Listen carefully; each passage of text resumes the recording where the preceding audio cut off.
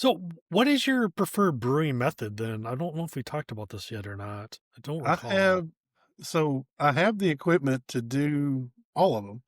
Um, I have the ability, which I think most start out in extract because Yeah. that's get the kit, see if you like it, that kind of thing.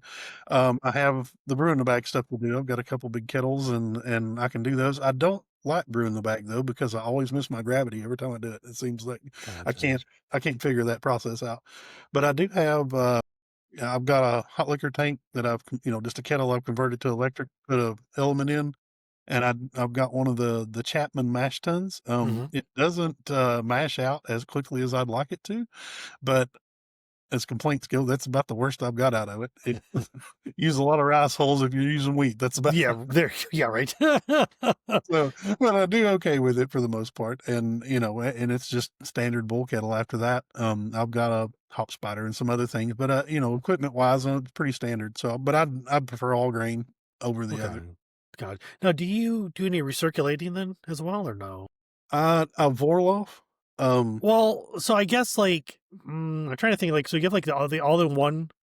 They have like a pump that will like recirculate as you're mashing out, right? So I don't know if you yeah, do that as well, or you're just um, on it steep. I with that mash tun, considering how slow it mashes out, what'll happen is it'll compact, and then I'll Gotcha. have some issues out of it. So I'll Vorloff usually, I'll mash out into a stainless pot or something, and I will reintroduce that back until I get clarity, and Okay. then Yeah. I'll Yeah. mash out, and then I'll sparge with recommended water and temperature and all that stuff, and it Hmm. usually works out pretty good for me. But I've not had some of the step mashes and the other things, the more advanced. I've not delved into that because I really don't have the equipment to do it.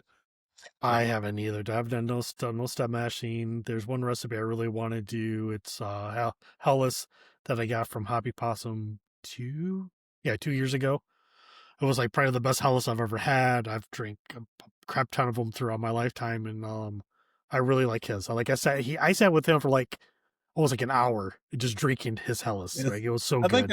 I think I sent you over to the 256 guys there a couple of years back. He They probably had a did. really Yeah. good Oktoberfest that Hmm. I was kind of crushing on, but I slipped up and didn't get the recipe before they run off. So Oh, I just asked him, and he was really cool, and he just gave it to me. So I took a picture of it. Sadly, he wasn't there this year, which kind of bummed me out because I really wanted to chit chat with him again. Because I had questions because his recipe, his handwriting was a little sloppy. So there's a couple things that I just don't quite understand. So like, I'm not scared to try it, but his is the one I do want to try. I just want to make sure I understand what he's saying. But I do brew in a bag. I looked at all the other stuff out there. I'm like, that's way too complicated. I know how to make tea. I just steep it, and I'm good. So that's what I do. I'm a programmer. I work really hard to be lazy. So that's why brew in a bag is perfect for that kind of stuff, right? see that. Um, yeah. So like I know, like I said, I'm off on my final gravity every once in a while, but I mean I know how to adjust that, right? So I can boil off more if I'm too low, or if I'm too high, I can just add more water. So it's really not that difficult for me to readjust it. It's usually when I add the yeast and get the attenuation and all that kind of stuff, sometimes that gets a little strange on me. That's understandable. I've never had any consistency out Gotcha. of the brew in the bag. I've tried making.